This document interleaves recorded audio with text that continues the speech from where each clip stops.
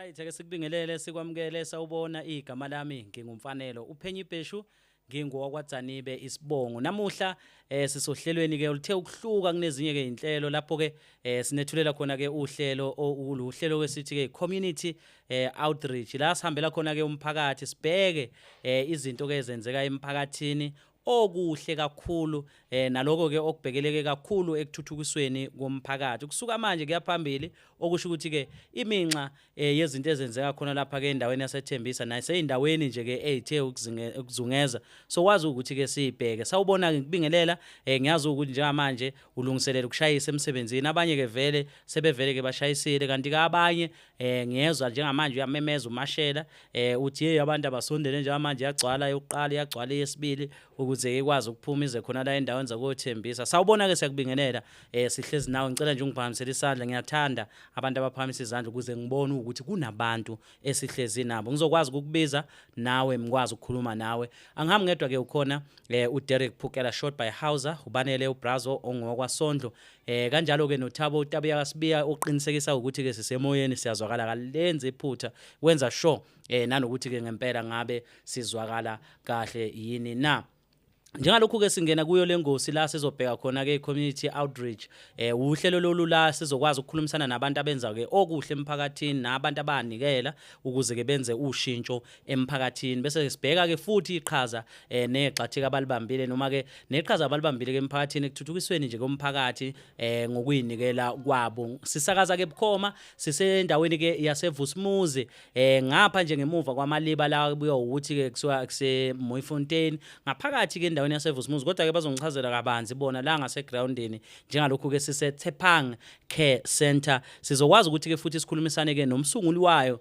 iThepang Care Center okuumme Sarasbiya re tlo gona go bolela le yena a gone go hlalosa hore ha di tsamaya yang dinthomo Thepang Care Center siphinde futhi ke singene ngaphakathi sikhulumisane ke nabo abantu esokwazi ukukhulumisana nabo kunothisha lapha kunama social worker kunabantu ababhakayo kunabantu abathungayo abaphinde futhi beprinte kunezingane ezihlala la ekhaya kunama room ahlala izingane zala ekhaya kunabantu abacleanayo kunabantu abenze ingadi yey bakwethu ngingabala ngithini siyazi ukuthi futhi ke kuyindawo engaphakathi eVusumuzi yabona nje la ngihlezi khona mawubheka la ngemuva kwami umuntu othanda incwadi siphakathi kwi-library we've been here mhlambe for the past 5 hours kumnandi kuthule ku right kuyimpilo nje kuhamba kahle ngendlela efanele sawubona ke ngicela ukubona ukuthi ubani wena ungiwakwabani ukuphila ukhona sokwazi ukuthi ke sikhulumisane naye ke umama uSibiya asichazele kabanzi ukuthi yonke lento nalolu uthando olungaka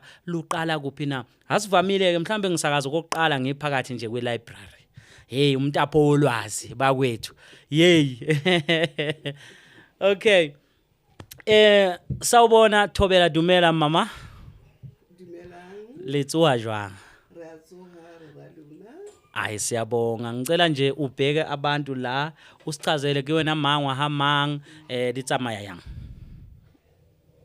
sanibonani igama lami nguSara Sibiya ngomusa kaNkulunkulu I'm the founder of Thepang Care Center iseVusumuzi Squatter Camp hayi siyabonga kakhulu ma ngiyazi ke abantu masikhuluma nabo bayaye ke bevele balikhombise ke nangempela ke uthando Thembeka Madinangwe Dlomo sawubona Godfrey Budumele Thobela likaina kuhamba kanjani bheke ke abanye abantu in an informal settlements place but yey kuyaphileka ngicela nje usichazele kabanzi awuxoxe nami ungichazele kabanzi ngale ndawo iyo yazi lo ngakusho nje ukuthi iThepang Care Center yeah to God icalwe uNkulunkulu ngokwakhe yeah wasebenzisa mina esethulu esevessel ukuthi umsebenzi wakhe utswele empili yeah so Thepang Care Center ithomile ka2012 by then ke ne ke santsane ke sebetsa ka gola ke na le this passion ya gore you know what ha ke gola ke batla go thusa bana especially the underprivileged le the orphans I think engwe enentseng driver to this kuhore le nna I'm also from a very poor background. Ke tseba ho ya sekolong dijo di se teng. So when I was growing up, I said to myself, Modimo mphe matla ke thuse bana ba ka ba tshwanang le nna. So 2012, while I was still working, ne ke sebetsa ko Edenvale Hospital. And then kaya ko Ivory. Ivory bokune chomi yami arana i-crash. Then ngamtshela ngathi chomi yami yazi yini kunento engishisayo la enhlizweni yami. Yeah. Ngifuna ukunceda abantwana ngenza amasopo, ngenza izinkwanyana, ngiyazi ukukhona abantwana abalala ngendlala. Yeah. So wathi uchomi hayi ku right. Ayisachubeka ngo2012 but ngoba manje masilapha abantwana banda baba baningi. So manje indawo yachomi yami yaba kuthi manje akusasebenzeki kahle. Chomi amathi hayi Chomi njengoba ngifuna ukukunceda but manje indawo yami iyamosheka ngoba abantwana bakho baningi. Esho khona iVory. Asho khona iVory. Okay. So ngathi kuya Chomi ithi ngizobona ukuthi ngiyenza njani. Ngasuka ukuthi mangiye iVory always bengidlula la eVusmuzi. So ngathi no man kunendawo futhi eVusmuzi.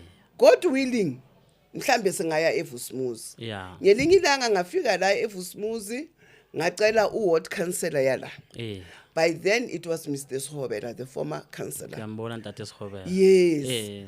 So ka fitla ka mmotsa my passion. Or you know what Ntate Sihobela, just give us a place whereby re ka thusa bana ba ile gore ba hlopheile. I don't have money. Well, that's one thing that I ke ile ka ibolela. Or but what I know, I've got love. I can give these kids love. So re fe plekenyana enyane e re ka thusang hore re phele mo yona re fe bana. Mr. Sihobela agreed. And thank you Mr. Sihobela. Wow. Agreed. A refer a portion. Portion in a dumping place for the community. So community in a dumpela honam morilin. So Mr. Sihobela was tell ukuthi but mama this is a squatter camp, we are squatting.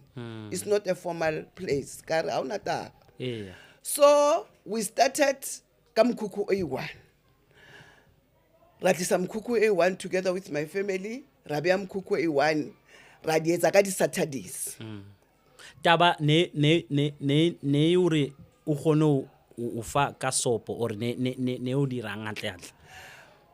Haru hopelo ya ka, to be honest, it was not only soup, it was taking care of bana ba ile hore ko mahaeng ba hloleha. Yeah.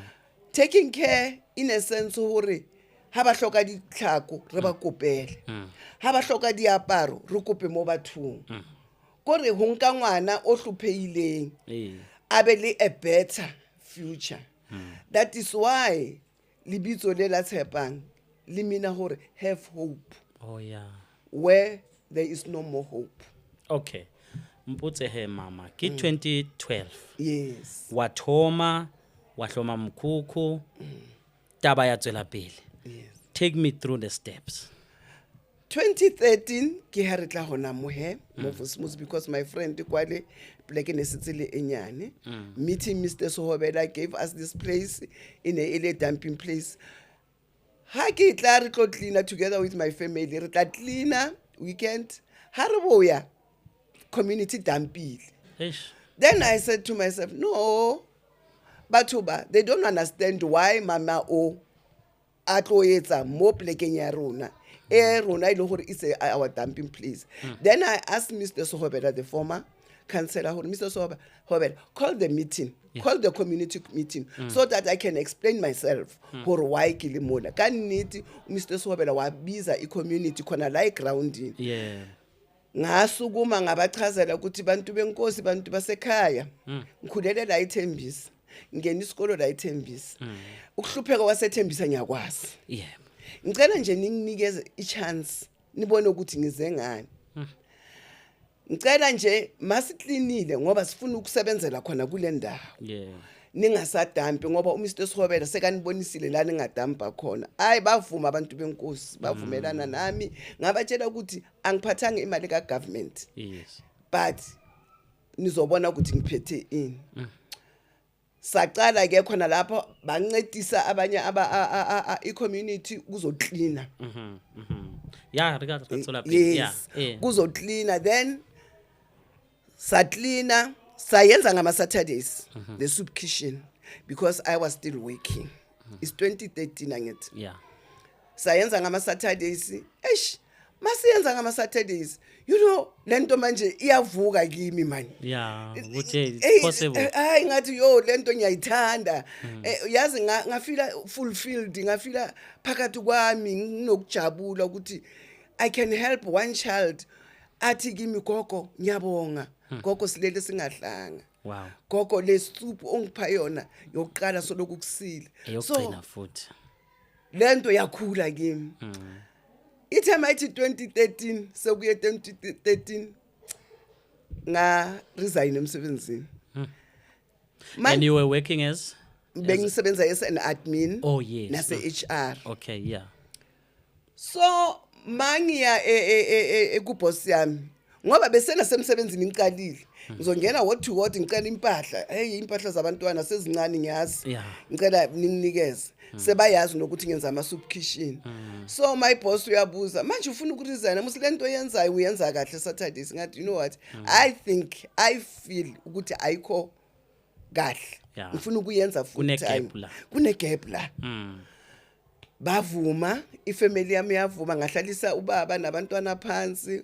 Ubaba wathi if you are calling siyayisupport abantwana yibo bangayi-understand bathi mama special oyi-1 bayasasesikolweni ogcina mama manje ngathi you know what ngoba emsebenzini nabo bangibuzile uyothola imali la uyakhona ngithi angiyothola imali but God will provide ngoba I feel in my heart ukuthi this thing is from God.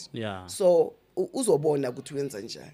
So 2013 kulapha sicalile sengiresignile ngoDecember ngiresign ngoDecember bakunika into yakho package yakho. Yeah, bayanginika futhi bayangitshela HR ukuthi you gonna forfeit imali bengisebenze more than 25 years. Yo. Bathi uwazi ukuthi tax uzo forfeit imali eningi ma uresign uya forfeit. Ngathi kubo kulungile. Uthando olungaka luqhamukaphi uthando olungaka Yeah, esingisho ukuthi yazini mawukhula in a poverty environment akumnandanga to the extent usitshela ukuthi yazi mangikhula I want to help abantwana laba bangakwazi ngoba besingakwazi ukusinceda thina ngokwethu. So this thing in me, I think it was God working in me, to be honest, because nami bengimangala ukuthi wayengenza izinto so but uthando labantwana lona dala nginalo. Safika sibekile umkhukhu oyi-1 siyayenza ama soup kitchen sengiresignile ngo end of 2013 singene ku 2014 sicala ku extend imikhukhu manje. Into engithandayo kule mikhukhu ebese extendile bokune kitchen bokune library bokune i-crash indaba library indala besine room yama offense. So into ekhona namhlanje la ikhona kuleya mikhukhu leyana. Wow. Okay, so ngiyazi ukuthi sisazongena ngaphakathi umhawu will be working with usis patience basithathe basikhombe indawo sibone uri utsamaya. Do you still remember ukuthi how many people came for the soup on the first day? First day I think it was 30 kids. 30 kids. Yes. Obviously 30 kids for the first day. Yes. The need was already like too much. Yes. How many do you have abantwana abahlala la permanently now? I've got abantwana abayi-16 16 abahlala like permanently. Yes. Permanently. Then, they are orphans abanye aba under privilege. Oh yes. Nginabantwana abayi-3 engihlala nabo endlini yami. Oh yeah. Ama orphans. So lokungahlala ngabo 2013 umama wabo aqeda ukushona. Yeah. Safuna ifamily azangisithole. Sangenelela kuma social worker azangisithole. Lo mntwana wokugcina wentombozana mangicala ngihlala nabo efamilini bekana 2 years afake nama pampers. Namhlanje use high school. Yey. Wenza grade 8. Wow. They are still with me. Yey. And I love them. Wow. Obviously 16 permanently, then kunalabo abawu3 ohlala nabendlini. Yes. But I've seen so many children namanje njengoba ngihlezi la I can see they are still coming amabhodo amakhulu kuyaphekwa. How many do you think estimate do you feed per day because khona laba ababuya esikoleni beze la abangahlali la?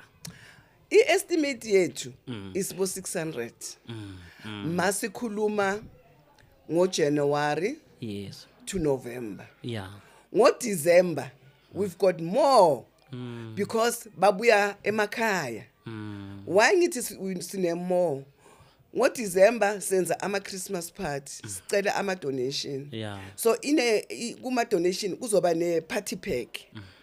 Kuzoba ne-company eletha ama-party pack a-1,200. Yes. Azophela wonke.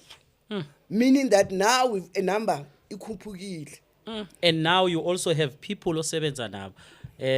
Ngicabanga ukuthi siyangena ngaphakathi mina nawe there's a lot to talk about. Ake nginikhumbuze sanibona bakwethu igama umfanele uPhenyi Ibheshu kwaDzanibe Reduthi limme Sara waKaSibiya. KwaSibiya kusekhaya noma kuhamba kanjani? KaSibiya la ngihlala khona kusekhaya.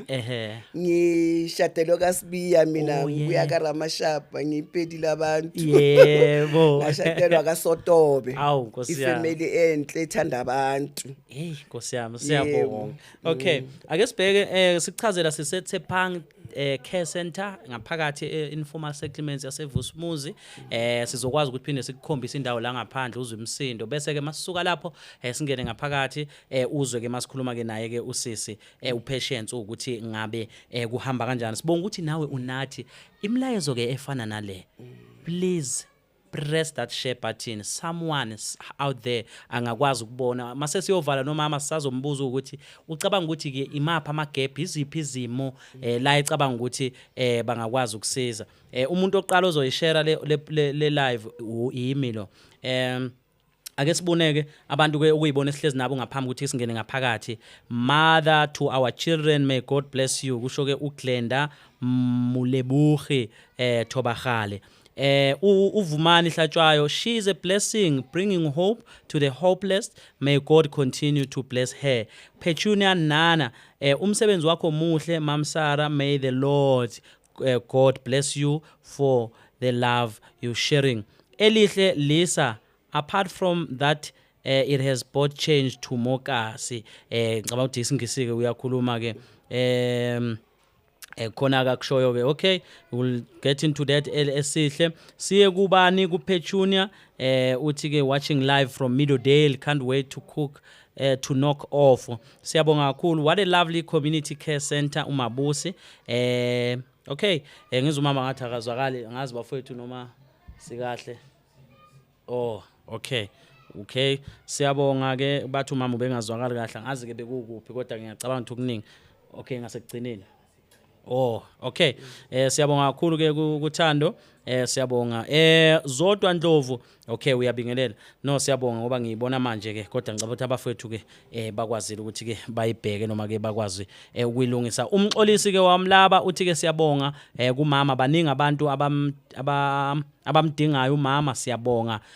Siyabonga kakhulu bayabonga ke abantu. Sizongena ke ngaphakathi sibone ukuthi ke ngabe kuhamba kanjani. Njengamanje sizobheka mhlambe sidlala imisindo ubone ukuthi indawo ekanjani le la sikukhomba khona ngale misindo esingene ngayo mawukuthi uqeda ukusijoyina bese siyongena ke ngaphakathi sibone masikhulumisana naye ke usisi Patience uza ukuthi ngabe kuhamba kanjani. Sawubona.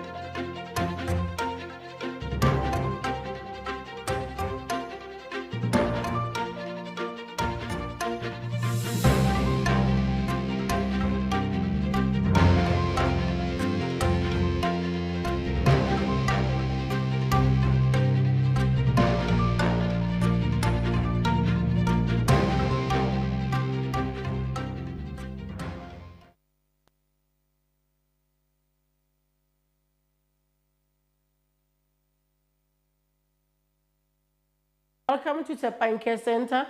Tsepang Care Center started back in 2013. We are based in informal settlement Vosmosi. We are catering for orphans and underprivileged children. Tsepang is here to bring hope, as Tsepang means hope. So Tsepang's motto is God first, then education, because we say to these kids, your parents found themselves in a squatter camp, but you are not a squatter. So we started here with the shacks. When time goes on, in 2017, we opened a crèche. They call it Tsepang Angels Daycare and Preschool. Our kids are not paying. They are here for free. We are having 42 kids this year, 21 in grade RR and 21 in grade R. We are also opened a library because we say to our kids, it's God first, then education.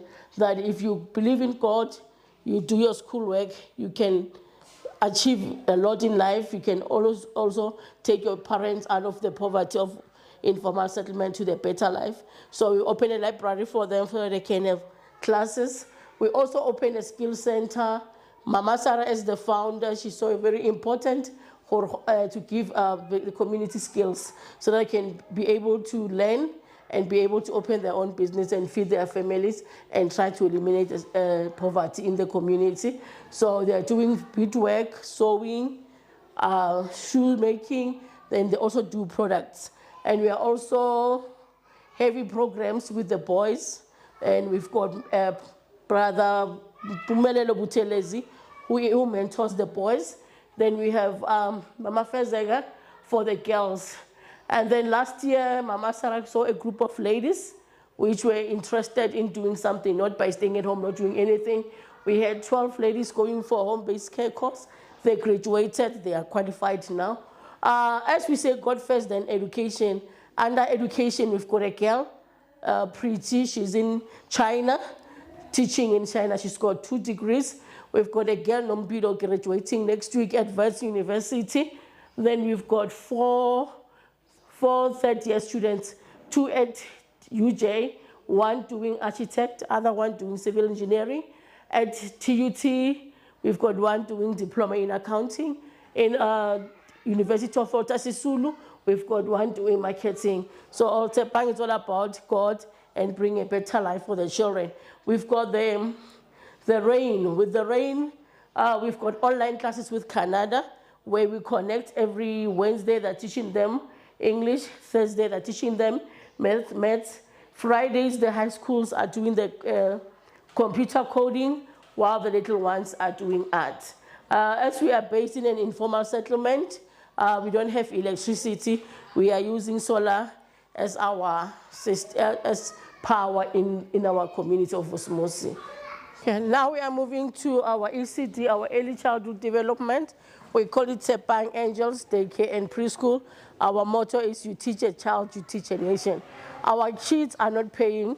The reasons that they're coming from a disadvantaged background. As you know, the high rate of unemployment is high in Vosmosi, so we are providing them with the skills to give them the foundation so they can be able to be like other kids when they go to school. So we've got 2 classes, the grade RR and the grade R. The grade R's are the ones that are going to school next year. So we believe that they're going to be better people of tomorrow. Okay, welcome to our class. This is grade RR, Tsepang Angels Daycare and Preschool. We've got teacher Sarah. She's a volunteering teacher. At Tsepang Care Center, we are registered, as I said, we are registered as a non-profit organization, but don't get funding from the government because they say we are based at squatter camp. So we are blessed with teacher Sarah. She's here dedicated to teach the kids. She's here with them Monday to Fridays from 9 o'clock to 2 o'clock. Here's teacher Sarah. Dumela, ka lebitso ke nna Sarah Moloto.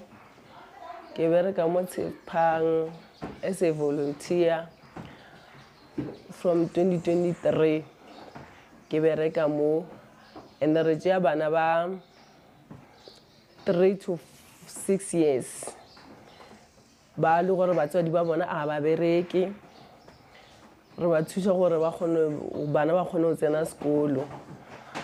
And then go bereka mo nthusitse ka dilo tše dintši. Ke bile ka kgona le go qualify gore ba nkitše sekolong ECD. Today ke teacher I'm a qualified ECD. Tshepang Care Center, ke motswadi wa rena, ke mme le ntate wa rona. And now you are welcome to our next class, which is the grade R, the group that is going to school next year. It's same in the class, we've got 21 kids also, same as the other grade RR class. We can come in.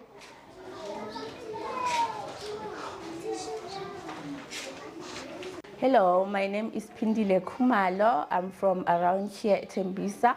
I'm working here as a teacher, but I'm a professional social worker. I came here last year around June to volunteer as a social worker, and it happened that I be a teacher because I love working with children. So I thought maybe it will be a benefit for me working with children, gaining experiences from teachers, how they do their work, and also I'm multitasking. Sometimes it happens that I see my clients, sometimes I'm a teacher, I'm in class. What I love about working here is that we work with different people, nurses, social workers from other organizations, organizations such as Lucky Molly, Diplomat, other sponsors from Woolies, ShopRite, Pick n Pay. So yeah, being here, I learn a lot. Also, we learn about sewing from that side because there's skills development, and soon there'll be bakery. So I'm just here for the experiences and learning much more. Okay, welcome to our kitchen. That's where we cook for our children. We are catering for over 600 kids on a daily basis. And this is our team. These are our volunteers. They're not getting paid, they're working out of love.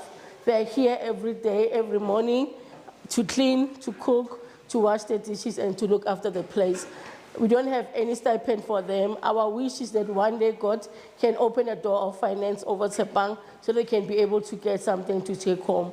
But we thank God for them because they are working with all their hearts, and this is our team. Oh, Libiso ke Evelyn Ranyawa, and then mo ke bereka mo Tshepang ke thomile 2013 isantsana elimi kuku. And then ha santsane sa le mekuku, and then e be ho etsahala wa thole hore ra thoma byanong ho buildiwa ho etswa dilo tse kaofela, and then re phehela bana ba more than 500. Then ka letsatsi re berekisa dipizza tse 4, and then re berekisa di 10 kg tse 4 because dipizza tsa teng ke tse kgolo. And then re pheha gore ho na le letsatsi le leng hore Monday maybe ratsiba ho repair rice, and then labobedi maybe ki stampa, and then laboraru maybe ki di bansi le sopo, or maybe labone o krele hore maybe ki di bansi hape le juice, and then matsatsi a mang he re mixa di sopo, and then be re etsa di veg. And then 2026, and then what all hore Tshepang we lo ha ba le COVID, and then what all hore ha re sa bereki mo Tshepang, and then radula mara wa etsahala wa kry le hore byanong setse re kena matsatsi kaofela, and then ha re thoma re ne re kena Saturday fela, and then hwaya wa thole hore bana re setse le ba bangata, and then re be re kena matsatsi kaofela ko re kena Monday to Friday. And then since re thomile Tshepang ho right ho monate, and re phela ka di donation ha re thole next, and then le rena ka re Tshepang re rata, and then re rata le bana, so re a bereka mo, and re sebedisa lerato, and mo re a rapela ha ona tsatsi le re sa rapeleng ho monate fela. Ntho ngwe le ngwe ha o kry le hore mkhulu wa tsamaya a ye ko di shopong, maybe Checkers, Pick n Pay, and then waboya, and then re ntshe dijo, and then re khona re phehele bana, and then ho ba le di fruits, and then di fruits tseo ra dinka ra di tlhatswa, and ha re fetsa ho di tlhatswa ha re fetsa ho fa bana dijo, and then maybe hona le fruits nyana re ba fa di fruits. Welcome to Tshepang Bakery. It's been launched, it's going to be opened officially by the end of the month. The reason for the bakery to come is that the company came over and they found kids eating rusk. And they were like, no, it's not right for the kids. So they decided to donate for us this bakery so that we can be able to do bread, fed cakes, so the kids can eat fresh bread on a daily basis. We've got a team of 4 ladies which are already been trained. They are ready to start working. And by God's grace, we believe by April, we'll be starting with the bakery running. As Tshepang don't have funding, we are relying on donations. We would like to also to sell bread to generate an income so they can sustain the center. As we've got kids, when they pass matric, we experience a challenge with NSFAS kicking out at around March, and the children need to leave in January. So through the project of bakery, we wish to be able to open a trust fund for our kids so that we can help our kids to have the foundation when they go to tertiary. Thank you.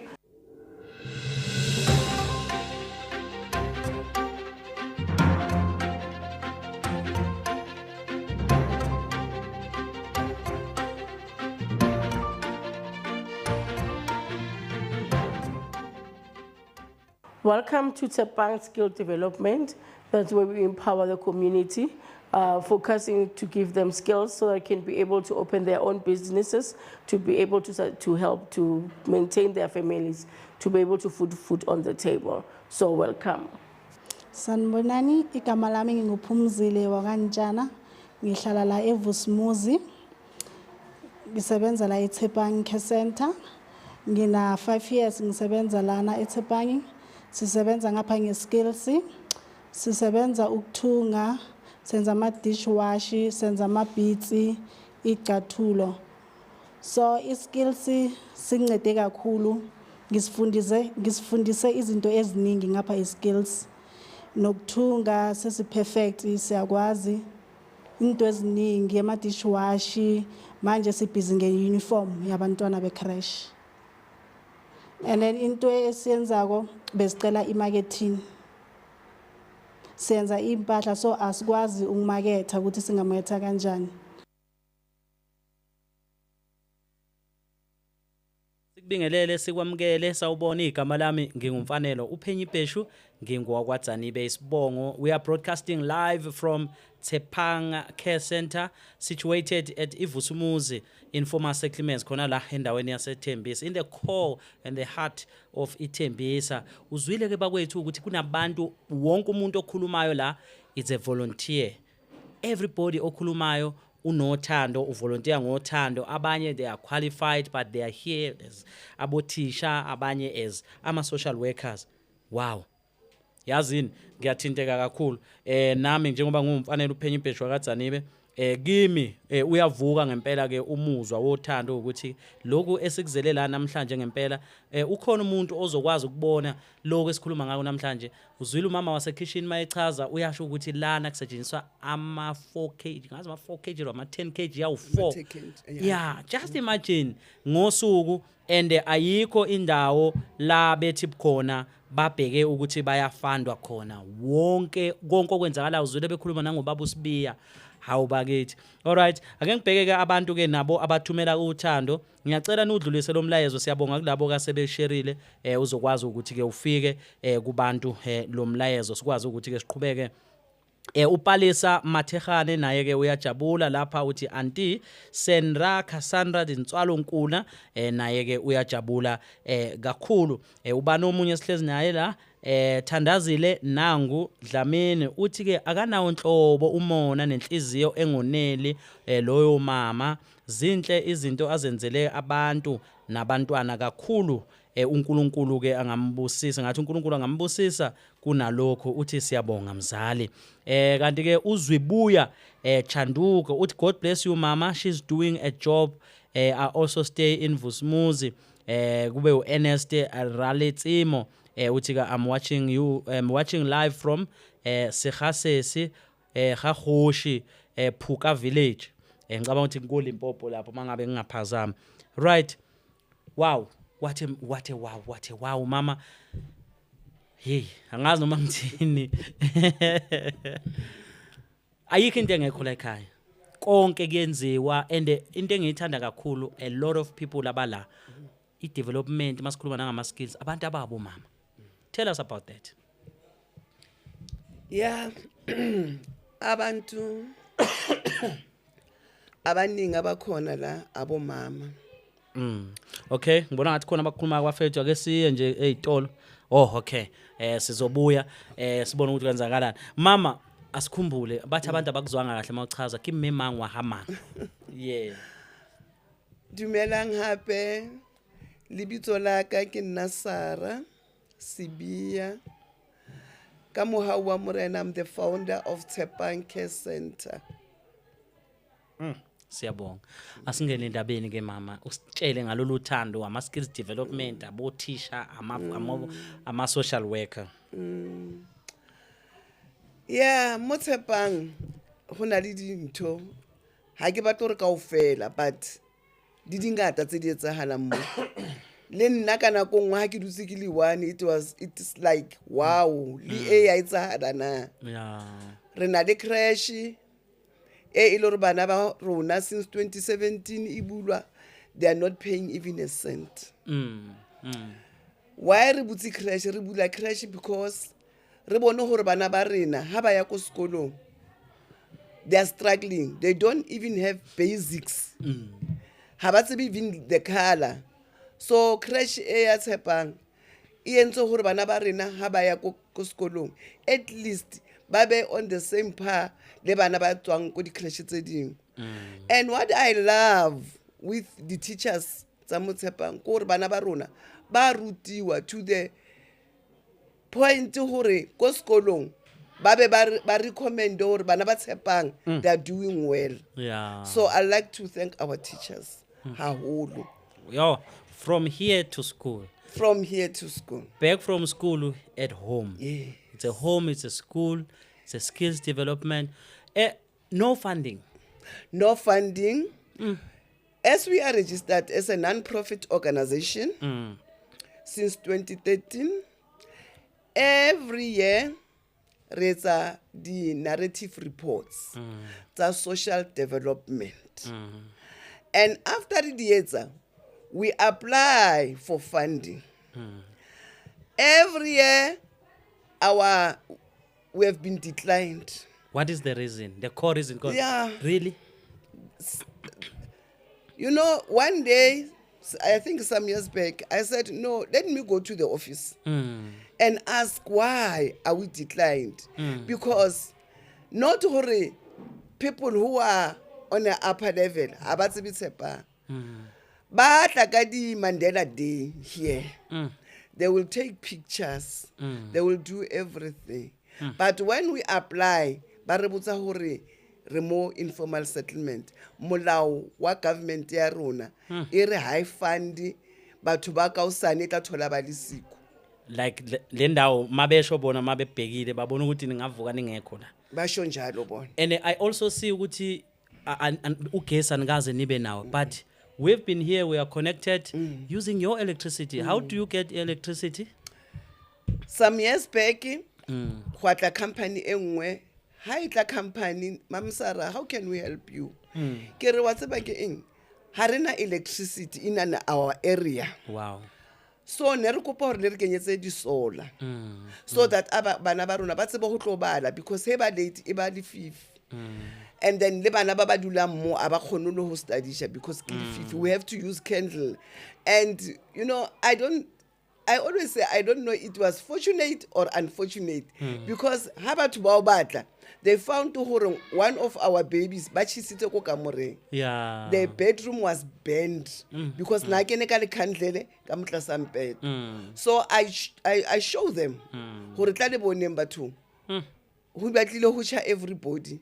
And I'm old to go to jail. Yeah. So ke ba re ketsa di solar. That is why today le bona ra khantsha rena le di solar. That solar even helps even on the online classes. Yazi ngizokutshela into ongeke uyibelieve. Do you know ukuthi thina njoba seku broadcasting into yokuqala esifike siyibheke masifike endaweni, it's the power and the electricity source. Okay. If sifike endaweni, some of the places we don't even use their power there because umtlakase wakhona is not safe for the equipment. Oh, okay. But today wabona hore aribeleke si backup ya rena. since we've connected to your grid, it's one of the safest things I've ever seen. No buzz, no nothing. Like it's safer than the normal electricity at home. I understand. So congratulations. Thank you. Your electricity is grounded, is very safe, because that machine, you see the machine la when you plug it in, automatically iyakutshela ukuthi ugesi wala is it grounded or not. So we decide same time to say no, we are not going to use electricity yana. So our backup aside. So it's very, very, there's not even a 0.0 buzz. Amen. I understand. So ngiyafisa ukuthi ngelinye ilanga kwangathi uNkulunkulu anganisiza. Angeke sithembise lutho kodwa umlayezo wona hayi sizodlulisa. Leyo ukuthi you are not funded ngoba I think it's high time where nathi as people in broadcasting we raise these matters. We also follow up on these matters. So mina ngicela nje usinike 2 weeks sibuye ne report. Amen. Yayibona namhlanje lesingaki hayi leyo nasizoyithatha namhlanje lesingaki singaki namhlanje nge11 hayi ngcono sibuye nayo report mhlambe nge25 yeah we'll come back and tell you ukuthi yini sitholayo, because we cannot have a situation where sisebenza kuhulumeni imithetho draftwa abantu and people who should go to the ground and do oversight. There's legislator, people who should come here and do an oversight and decide ukuthi le ndawo ayikho safe now.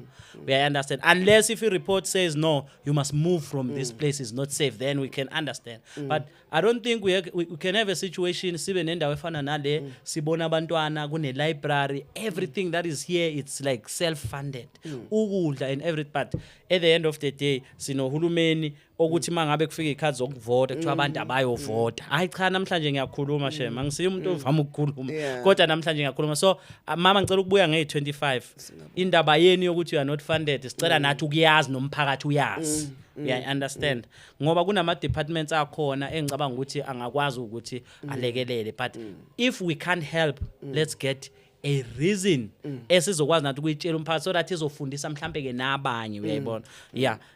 Njengamanje ke what will do mama ngicela usichazele kabanzi ukuthi what are your needs? Yeah.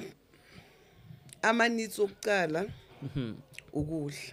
Oh yes. Ukudla ngoba abantwana they need food.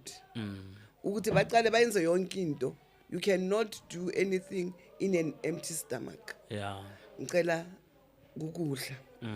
Amanye ama needs ngicela ukuthi njengoba sinama skill development center ni supporteni and then sibe ne exposure ku marketing, because ngiyo ngibona ngathi iyasishaya asikazi marketing kahle. Uyathungwa kwenzwa ama beats kwenzwa yonke into but zihlala khona lapha yana. And then amanye ama needs leyo ngicela ukuyithatha ne ayi marketing ayi singayithatha nathi mala ayi makunento enifuna ukuyidayisa ubanele ukhona, will do a poster, umhawu ukhona, will do professional pictures, come once a week or mhlambe once a month. Ayi leyo singayithatha. Siyabonga. Thank you mama, siyabonga. Yeah. And then okunye ongicelayo njengoba nisho ukuthi nizohamba niye lapha yana nisikhulumele nizokuthi why mhlambe bangakwazi ukusifanda, so that nabo mama i-team yonke at least they get something, stipend ngoba abo mama i-team yala what they get ukudla lokho kubuya emashop makusela abantwana abadlile senza ama portion nyana nakhona is not guaranteed, nakhona is not guaranteed ngelilanga kunalutho. So abana lutho bayekhaya bangana lutho kodwa bazophinda babuye kusasa. So engathi bangathola i-stipend noma yazi kanjani bakwazi ukuphilisa ama families wabo. So engathi futhi ne community ingangenelela. Okay, akukhulube ma. Okay. Yes. Ingangenelela to protect iTshepa ngoba sometimes siba ne problem ukuthi siyajontshelwa. Last beba khathe what do they call zamasola lapha phezulu. So sicela ne community is protect iTshepa ngoba iTshepa is a future place for their kids. Okay, ake siphinde ke futhi sikukhombe la ngaphandle ubone ukuthi Tshepang ihamba kanjani. Mhlambe ke abafowethu bangasikhombisa nje ukuthi ke la sikhona kudlale nje umsindo. Masibuya mina nomama sizoyiqedelela uzophinda phinde futhi idingo zakhe bese sibheka abantu esinabo sihlezi nabo bese ke siyakwazi ukuthi sivale for the next 5 minutes sizokwazi ukuthi sigoqe. Sawubona igama umfanelo uphenye ibheshwa kwaTzanibe.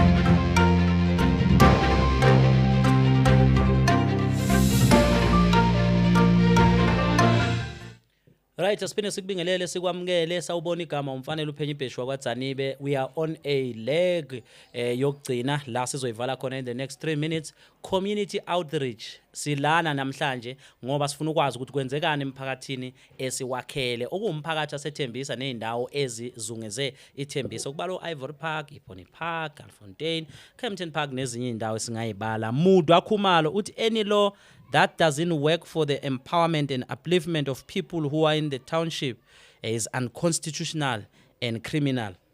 Kunento ethi masuke sihamba no umuntu ombono wakhe. Kunento abathi township hostels nokunye ngathi bayibiza ngetish mangaphazama masuke sihamba bechaza ngokuka government. Informal settlements iyangena, township iyangena. So mangabe kuthiwa kuzoba naloko ngokuka hulumeni bese jikijiki makunama funding twa wena ngoba ukwi informal settlements you can't get funding. We should get an explanation of those laws ukuthi okokuqala informal settlements nama structure asemphakathini iya recognizewa yini uhulumeni. If they are able ukufaka ugesi kuma informal settlements bawa recognize kube ne gazette ka government, then why don't you help in terms of development? We should get those answers, mama. Ngaphandle kokulwa thina sipolitiki kasibona so politics, but we should be made understand ukuthi understand lezinto lezi. Uphosha Dibakwane uthi awesome work. Umuntu nawe uyasho ukuthi ke great work being done by Mama Sibia and her team. I love them and the kids. Siyabonga.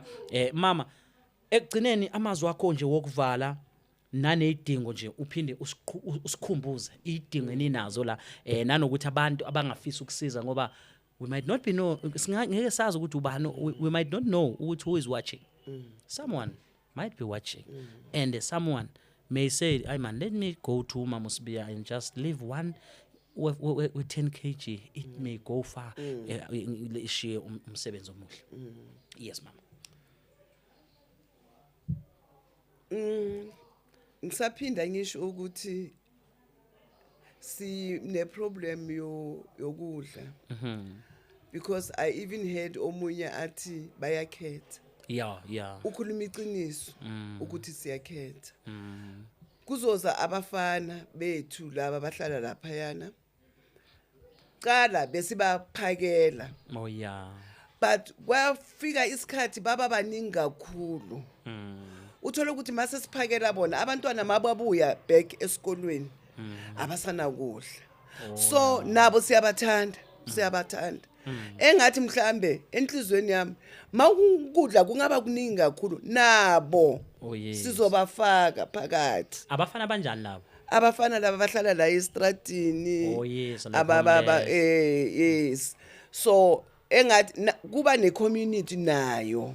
nayo enesidingo nayo inesidingo masithole mhlamba amazambane amaningi sikwazi ukuba khiphela 555 mara isidingo sikhulu engathi masingathola okuyinafu Yeah. sishare futhi necommunity kungabi nogogo olala ngendlala lapha yani so i-demand yenu it's too high than what you can supply.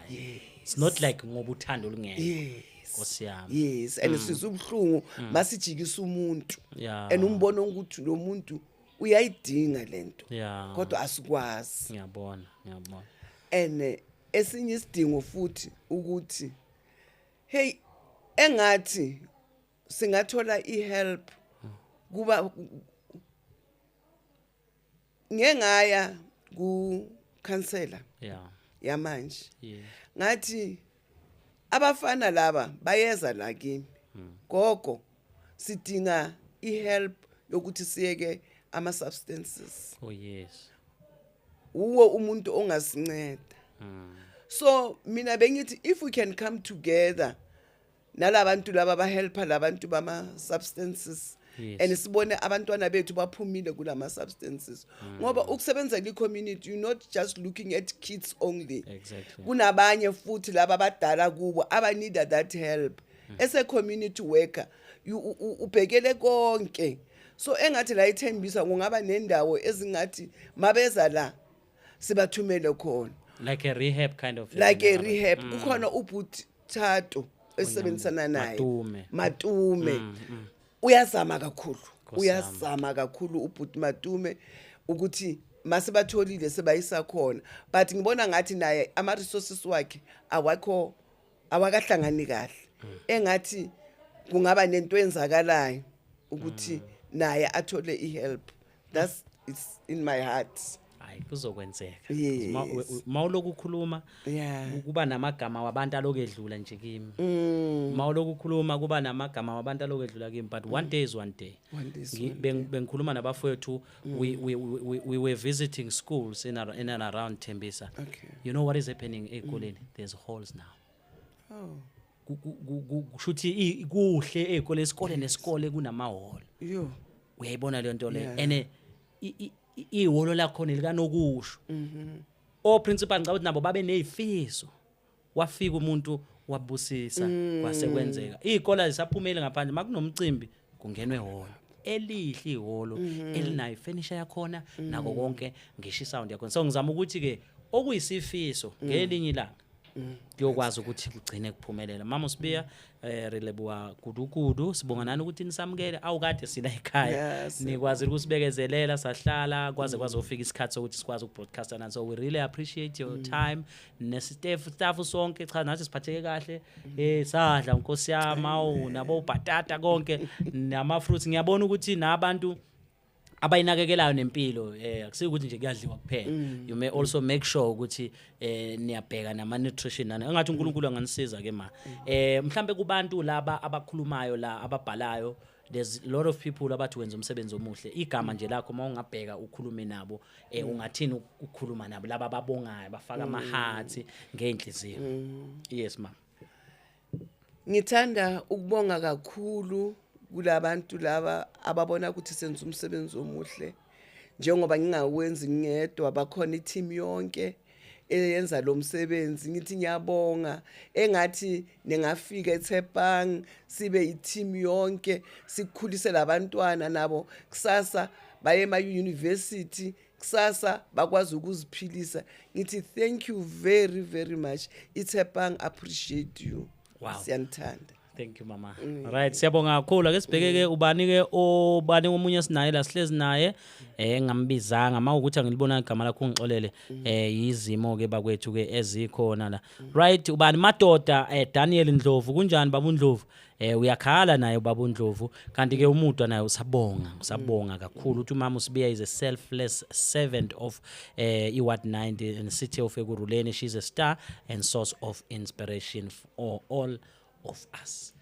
Siyabonga kakhulu igama lami ngingumfanelo Phenyibheshu ngingowakwaDzanibe isibongo uhlelo esikulo namhlanje community outreach Tembisa online going to the community. Sifika la ukhona hayi ukuthi thina sithi woza kithi cha, we are now going to the community sibona ukuthi obani abenza izinto nomehluko emphakathini okuhle abazokwazi ukushintsha impilo zabanye abantu. Njengoba besilapha nje siyabonga kakhulu, sibonga uDerek Phukela Short by Hauser, uMuhawu, sibonga ukubanele uBrazo Sondlo, Thabo Tabia Sibiya, bese sibonga kakhulu ke nakuye usisi uPatience wakwabani ke Ramashapa. Hawu singahlala kanjani singambongi uThulane Kwaho.